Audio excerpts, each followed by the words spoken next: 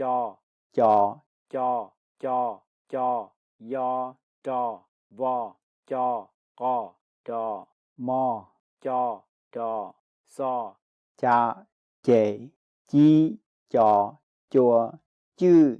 chúa, chén, chữ, chả, cho, chở, yên, rình, chay, tru, vua, có, chậu, đu, chi, châu, yi, rau, chê, trìa, vư, chén, hìa, đỏ, chua, chó, chùa, qua, rong, lỡ, tủa, cho, nên, xia, chén, xia, cú, o, mu, kế, bịa,